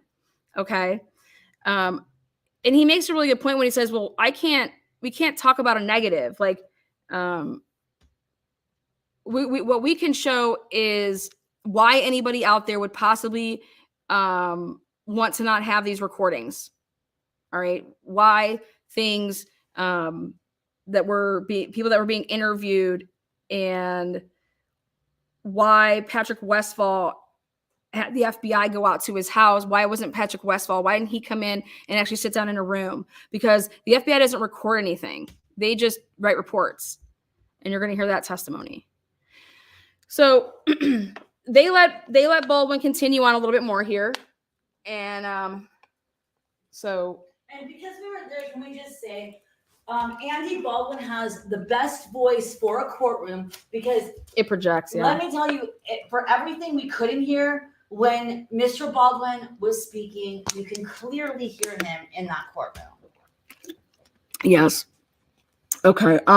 So then, again, Baldwin is saying this is an exception to the hearsay. Like this is a police officer testifying. If you're going to let the other that's how I looked at it. You're having all these officers testify to hearsay, but this is an exception to that. And, but she was oral arguing back that Click had no direct. So she wanted to ask Click some questions because she's saying that Click had no direct, connection to these people. They weren't reporting necessary to him. They would be saying things and it would be like Murphy that overheard it. Well, the other guy's dead. Okay. Well, He was Furnessy- shot. Okay. So this is when we say there's death everywhere around this case. So Furnessy and Click were one of the first officers to really look at this and be like, there's something freaking wrong. And Furnessy became like, he's Click's also a parole agent at this point, but Furnessy went into that line of work and he was murdered on July 7th, 2021. You guys look up his murder if you haven't.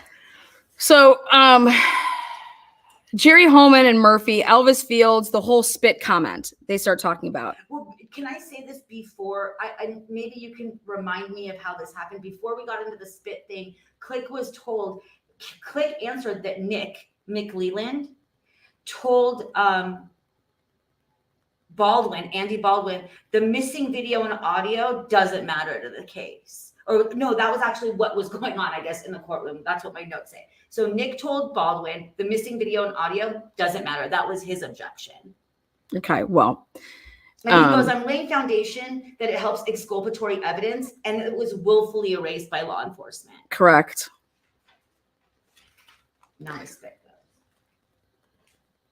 Goes back to the box truck and the hog that was delivered to the CPS building and that Logan hog roast. Is somebody saying that? Because that's important to me. What? Yeah, that's. Who said it? And what? Nobody, nothing, 1717. But we'll come back to that. I highlighted it for you. Okay, so Elvis made statements to him at a different time, or to a different person as well. But before we go on to that, what Elvis Fields said to these officers who then reported to Click, because they were all in the same like group, because it was Murphy that gave Elvis Fields a ride home, that he said, well, I can explain if when you find like the spit on the girl, like my DNA on the girls, okay, I can explain that.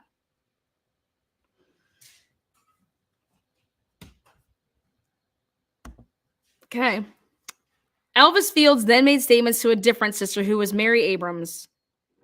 And Mary's passed now. Okay. Mary Abrams, his sister, is now passed. Okay. Another person who's gone. Taylor is the first name I had, didn't you? Yeah. Her first name is Taylor, just so you guys know. It's a first name. So Amber. It's not Amber. Amber's another one. Yeah. So Elvis made statements to a different sister, which was Mary. He was going to go. What he said is he was going to go away because remember, Mary, they interviewed Mary. So they moved on to another interview, which was Mary. He was going to go away for a while. And it involved girls. He said, I've done something to some girls. Yeah, I'd done something to some girls. How much stuff? And that's a strong likelihood. Where are you? So I can tell you what you... Yeah, and then Elvis was talking about that there were antlers, sticks. Yeah. Elvis was on the bridge. This was a bombshell to me. Elvis was on the bridge. Antlers, sticks. He goes, I put antlers. Did bad things to girls. And quote, I put antlers in one girl's hair. Before that, what he was telling his other sister, he said, if my spit is on the girls, I'll be okay, right? And that he can explain it. But this is what the Mary sister testifies. Yeah, Taylor Hornaday. Yeah, that's her. Okay, thank God. Taylor Hornaday. You guys, it is not Amber Taylor. So who's ever War Eagle, wrong. Get that out of your head. This is the name. It's Taylor Hornaday. Thank you. For this particular thing. Now, you're sitting there in a courtroom. Okay, just think about this. This could be irrelevant to this actual hearing all day, but this is anything but irrelevant to this case. Okay. So you have the family. You have Doug Carter. You have all these people I'm sitting around, right? We're sitting around all these people. We have Lesenby. We have every officer that's involved in this case. And we have Nick McLeland, who is trying to find justice for Abby and Libby.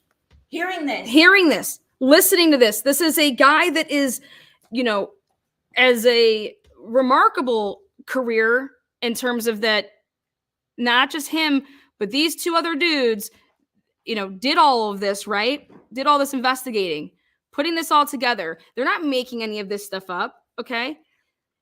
And you look around a room And hearing this, at the bare minimum, like, if I'm the prosecutor, why am I even objecting to any of this? Because if I want truth, right, what does this guy have to say? Like, this is wild, right? Yeah, like, let's say you didn't get all this info somehow. Let's say the defense somehow kept Click's info from you.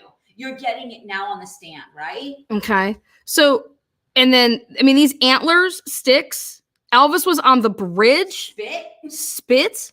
But wait, Elvis is on the bridge, and you guys have been talking about a bridge guy, and this guy's over here telling his sister that he was on the bridge that day? Or he doesn't say, like, he doesn't say that day, but he says when he did very bad things to girls, he was some girls. Yeah, that he was on a bridge. So moving on. Now, again, objection. And then this is what she stuck with. And Gall this is objection irrelevant to 2017 because it was not, nobody knew about this then because this all happened in 2018 with these interviews. Okay. So again, they sustained the objection. All right. Now he goes on to a different line of questioning. After Richard Allen's arrested, you contacted the prosecutor for advice. Now, that wasn't Nick McLeland, was it? No, it was a prosecutor friend that I knew. And why did you do that? Baldwin asks him, why did you do that? Well, because when I had found out about the arrest of Richard Allen and I saw the probable cause and everything like that, I believe that what we had discovered, there was a lot more damaging information in our investigation of these other people than I saw with the Richard Allen, what they claimed about Richard Allen. So it bothered him. So then he contacts a prosecutor friend of his and asks for advice how to go about this. Like something didn't sit right with this Todd Click guy. Okay. This is a big deal to me, what he said here. He was shocked, guys. He said, I was shocked that Richard Allen was arrested because of his investigation. Shocked and confused were his words on that stand after Richard Allen was arrested. Shocked and confused, you guys. And then he says, okay, what did you do next? He's like, well, then after I got my advice, I drafted a letter to Nick McLeland, a letter. Okay. Yeah. I sent it certified mail April 28th, 2023 to Nick. To his office. He said, so I reached out to a former prosecutor and criminal defense attorney after I read the PCA. So Richard Allen's PCA. And he did all this. And he said also that he clicked stop. So this would be the first defense exhibit, Exhibit A. Okay. And so he moves to admit the Click letter to Nick on April 28th, 2023. And this was admitted over objection. So yes. The woman prosecutor tried to object to this. Yes. And he said, so Click said before you go further with this, Click said he stopped investigating this case when Furnessy was killed. So basically when his partner was killed, July 2021, Click stopped. Okay. And then when he found out about the PCA is when he was back in it. In this letter, he discloses in this letter to give to defense. So when he writes this to Nick, and it was about disclosing and giving his investigation over to the defense, and this would be Defense Exhibit B, investigative summary of the report, moved to admit, state objection, admitted over objection. So here Gall is admitting this. He said, why? He was asked, why did he do this? And he said, I was trying to make Nick aware of the work that I did with Murphy and Furnessy because the PCA didn't mention anything about that work we did. Okay. Now check this out. He asks him, he's like, okay, so did you hear from Nick in May of 2023? No.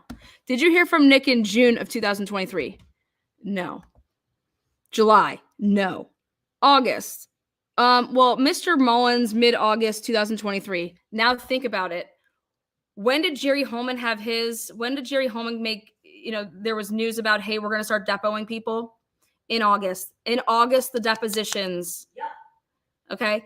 And so the reason that he was contacted is because, well, it was, so watch what they do though. I'm not going to speak for anybody.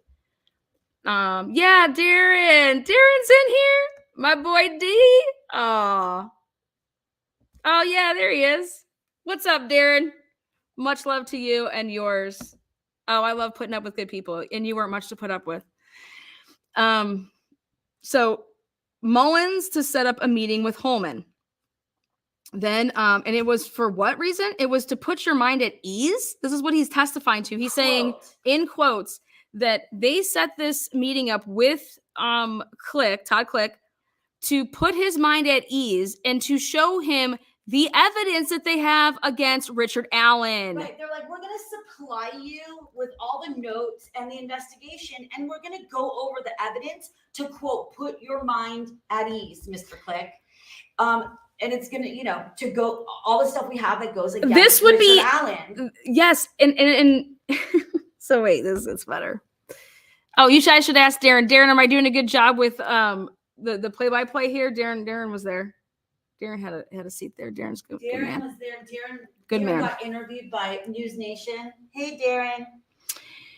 Okay, so we're gonna have this meeting to put your mind at ease. The videos, So here, Put your mind at ease that we have the right guy. yeah. That Richard Allen is the guy. Yeah. So he meets with Holman, and he brings everything I had, all the interviews, cell phone extractions, audio, video, all the interviews. He brings it all. Okay. And he says, well, Baldwin says, well, did they seem interested?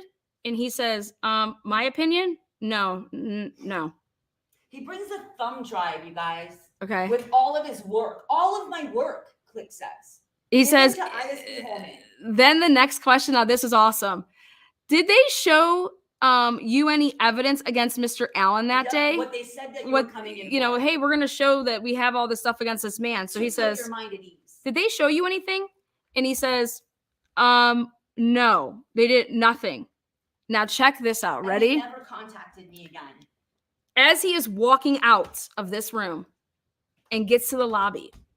So again, they said, we're going to show you what we have against him to put your mind at ease. They don't show him anything because there is nothing, but whatever.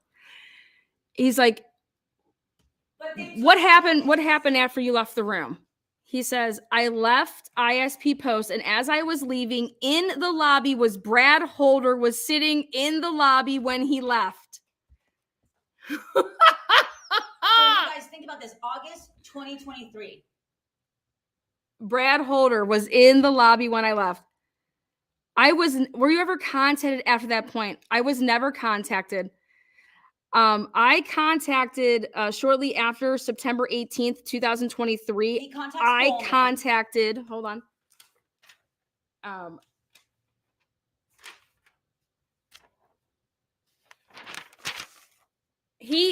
September 18th, 2023 was the day that the Franks came out. And that's when he contacted the defense. He contacted Holman.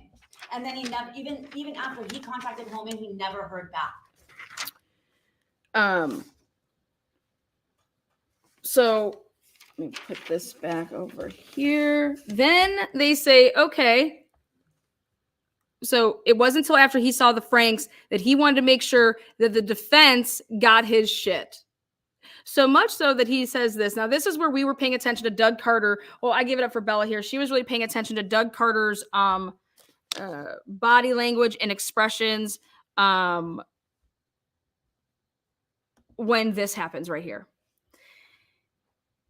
And it would be, they contact Alicia Cole, Johnny Messer, baby mama. Mm-hmm. And she actually contacts them. They don't contact her. Alicia Cole is Johnny Messer, baby mama. Cell phone. And she's like, I am in possession of Johnny Messer's cell phone around the time of the murder. She was going through her stuff. Remember, people like this stuff is coming out. So Taylor had one of his phones. Now here's this new girl, Alicia Cole, I believe. Baby mama of Johnny Messer. Baby mama drama. And they referred to it as the Goldilocks cell phone. So this is one of the biggest, and I didn't even really want to put this out here because I didn't want to give anyone a heads up, but this is one of the biggest reactions. And Carter is a very well put together man. He's very good he knows he's disciplined with his body, but there's things that we can't hide when it comes to body language, and he couldn't hide this. Okay.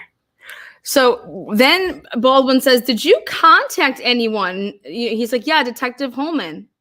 To give this. So this girl contacts Click. Okay. And he referred to it as the Goldilocks cell phone. Then did you contact anyone? He's like, yes, I contacted Detective Holman after this girl gives me this Goldilocks or tells me that she has it. And they just refer to it as Goldilocks. And so he says, okay, so you call Holman and you tell him that there's evidence to go and get this cell phone. It was from Alicia Cole, said Holman will go and get it. Okay. So then what Todd Click then says is the next question is, okay, what'd you do next? He says, well, I just did a follow-up with the Alicia Cole girl to say, hey, someone's going to be coming to pick that up, and gave her the name. And then, that was it. Then he followed up with the Alicia Cole girl after and says that contacted her 2 weeks later and still didn't get it. She said, no, nobody has come here to pick this up. And that's when he said, okay, he contacted the defense to go and get that cell phone. And the defense went and got this cell phone. Goldilocks. And it's called Goldilocks. That's what they refer to it. They're referring to this phone as the Goldilocks phone. Do you understand that we're talking about this all happening after the fact? And here, Holman, there's this phone out there. Go and get it.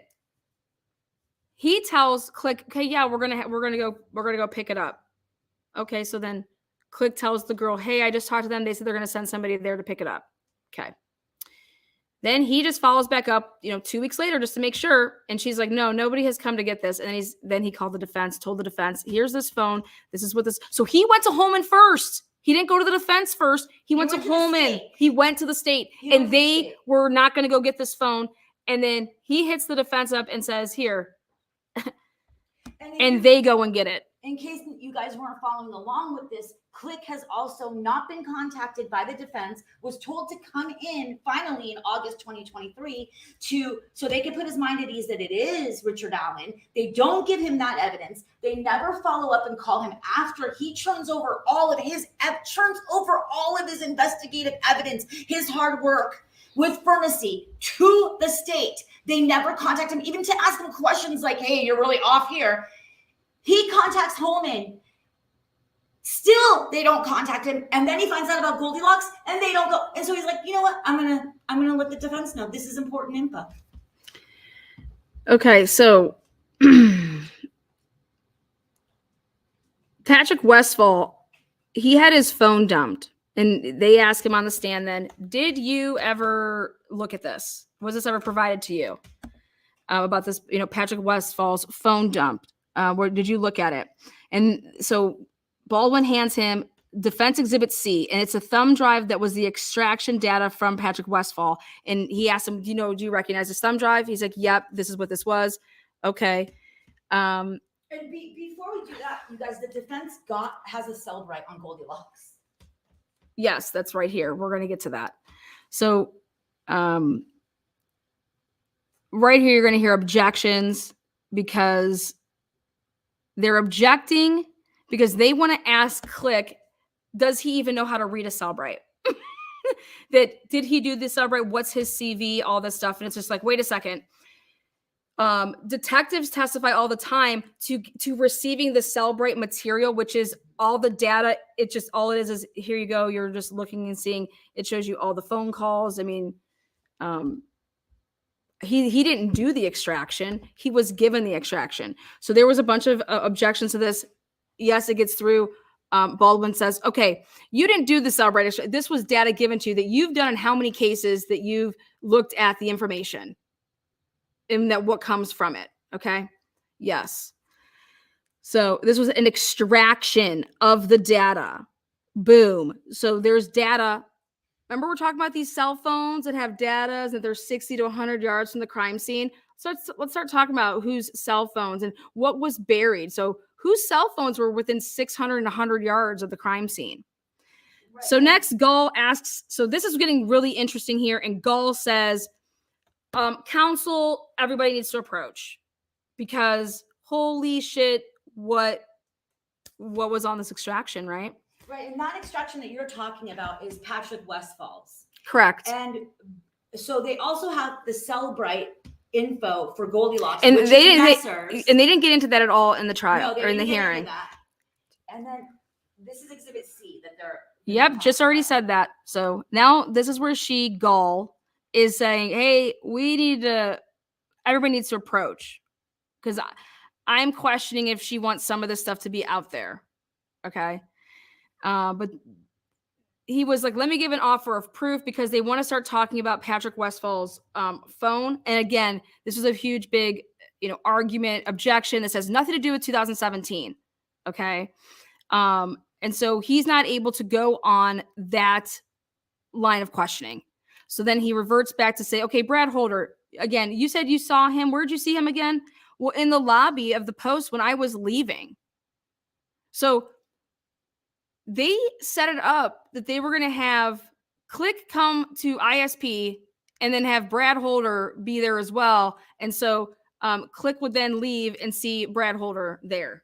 So before we get on to this, Thought that was interesting. What I found really interesting is while they're having this talk, while counsel is approached and at Gull's, bench, Carter, who has been sitting, he's all the way to the left in the courtroom, in the farmost seat to the left. He's been sitting next to another officer. Well, what happens during this? Now, you guys remember what was just talked about on the stand with Click, right? He gets the guy next to him to go over to tell Holman to switch places with him. So Holman goes and sits next to Carter, and the entire time that counsels, all the sides are talking to Gull, all the attorneys are up there talking to Gull, Click is on the stand just waiting patiently. Carter is talking to Holman. Okay? As soon as they all stop and go back to their positions and they start talking about what's coming up, after they, about Brad Holder, Holman goes back to where he was sitting and the guy who's sitting next to Carter. So they just talked about Holman on the stand and what Holman did and didn't do. And if I was Doug Carter, I would be upset at everything and how Holman handled Click and Click's information and what he did and didn't do and how they didn't get Goldilocks. Holman, I hope that Carter was telling him, Holman, you didn't go get Goldilocks? Great. Okay. So again, that made Carter really uncomfortable. Basically, that was our opinion. Defense Exhibit D is going to be this thumb drive of the audio recording of Brad Holder. And the date was August 30th, 2023. Objection based on relevancy. This has to go to the missing video in February of 2017 because what they're about to start asking, what Baldwin wants to start asking Click is, if you were to interview Brad Holder, what would have been the questions that you would have asked him? Because this goes back to me saying, okay, so they did an interview of Brad Holder in August of 2023. For what purpose? Why are you even bringing Brad Holder? This is all bullshit. Why are you bringing in Brad Holder? So again, they're objecting based on relevancy, and then they're saying it is relevant because they're trying to memorialize a missing video from February of 2017. This August 2023, interview is to memorialize the missing February 17th, 2017 interview. So therefore, if Click was to listen to the questions that were asked at that 2023 interview, Click could then say and give his opinion based on, would these be the type of questions that you would ask him? What would you have asked him based on your investigation? What would you think would be relevant questions to ask someone like Brad Holder? Well, he was there in those interviews. He was listening to those interviews in 2017, in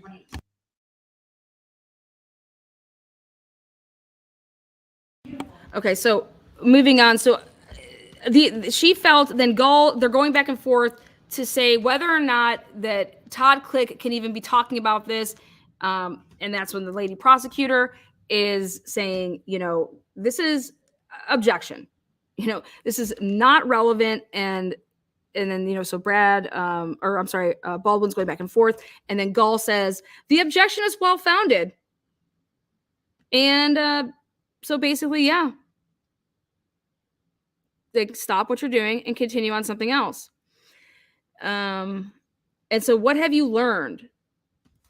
Like, there were no questions about Brad and Messer. There was no questions about Westfall. There was no questions about Elvis Fields. Then he goes over the differences in these, that there's so he's trying to offer proof to say, I've only seen Abby one time.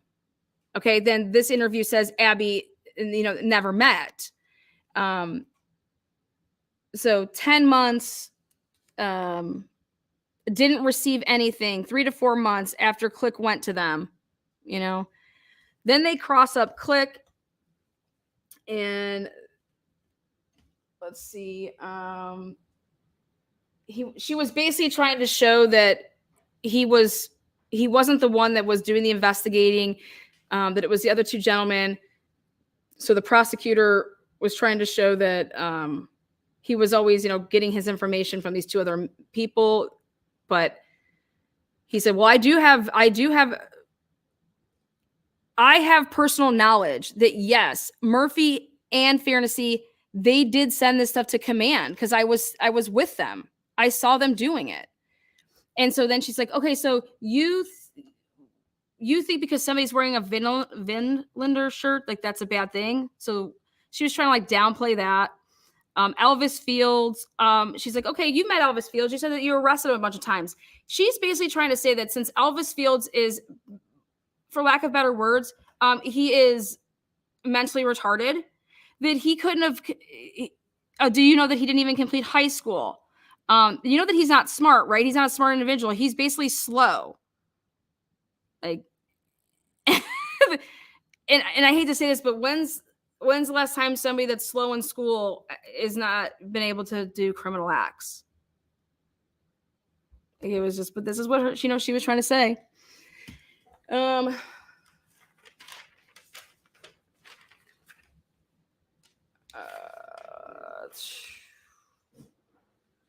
Then, she really didn't talk that much on the cross. And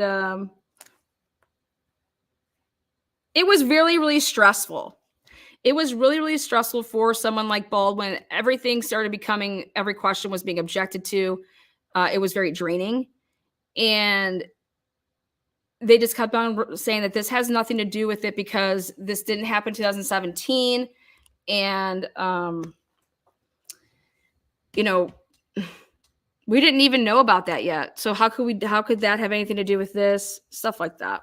But it was very, very draining, and it was really, really hard for Baldwin to operate. But guess what? All of this stuff is very relevant, and it's going to come out in the trial when, guess what? All of the investigation matters, because the question that I would have asked is this. And they did. They said, Brad Holder was never a prime suspect. Patrick Westfall, never a prime suspect. None of these people were prime suspects, right? Nobody, in fact, was a prime suspect. So then why wouldn't you, if this is the only thing that you had in 2018 and you didn't have anything else, why wouldn't you be investigating this way or investigating what they're bringing to you? If you have nothing else, this would be something that you would investigate. And that's going to come up in trial. Mark my words. But it was like beating a dead horse at times because, they weren't able to tie things back and loop them back around because they were not being given that opportunity. Next being called to the stand was Amber Holder, Brad Holder's wife at the time of the murders.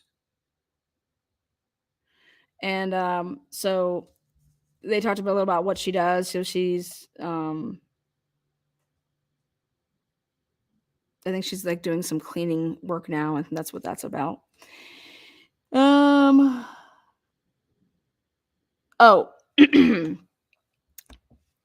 was a little bit of talk about that wanting to up sacrificing of animals to humans, like upping the game, and somebody didn't want to, and somebody did. She knew, because this was the offer of proof that Baldwin, so he gives a summary, and he says that basically she's going to be testifying to the fact that Brad Holder knew Abby way better than he claimed to. Okay. That there's poses of girls on his phones having to do with runes, wanting to up it from animal sacrifice to human sacrificing. That she never talked, that they never talked to her, to include Jerry Holman. All right.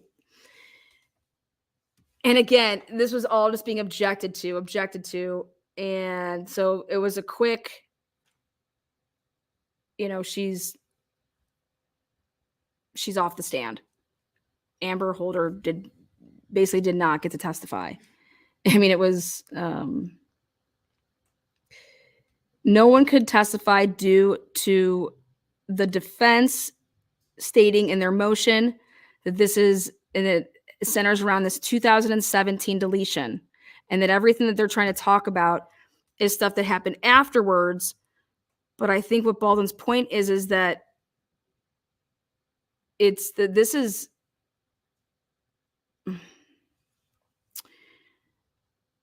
how can you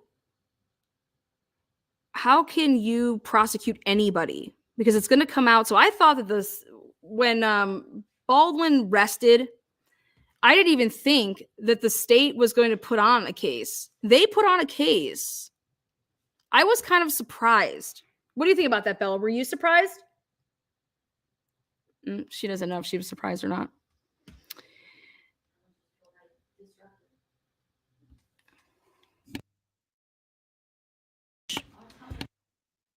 All right, so moving on here. So then the state's going to go ahead and put on a case about this exculpatory, deletions. And they call the first witness is Mullins. And that's where I will pick up on the next live tonight. So I try to keep these right around 2 hours. And we will pick up with the state's case. And then this will be a wrap. But first, I want to say thank you guys for coming in. And this is the best play-by-play I think that you're going to get if you are invested in this case and you truly want to know what transpired.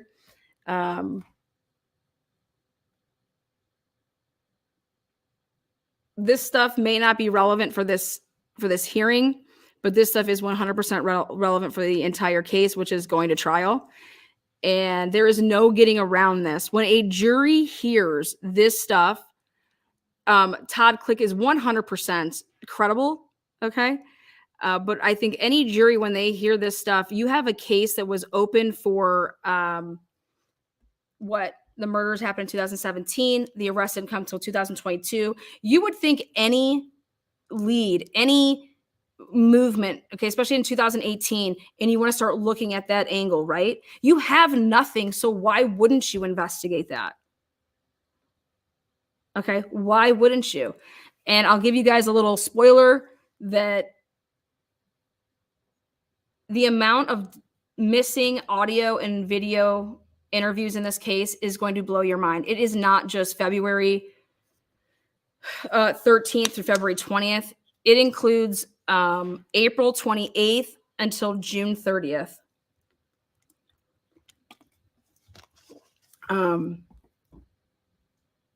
Saying that you don't know how to run a DVR player isn't going to fly, in my opinion. But we will pick back up with the conclusion with the state, and then they bring on some witnesses, and I think there's really good questions that come on the cross. So, but again, want to thank everybody. Be kind to one another, and see you on the flip side.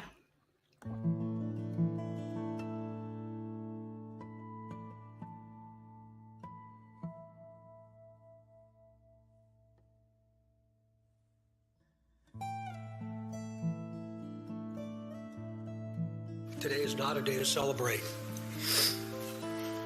but the arrest of Richard M. Allen of Delphi on 2 counts of murder is sure a major step in leading to the conclusion of this long-term and complex investigation.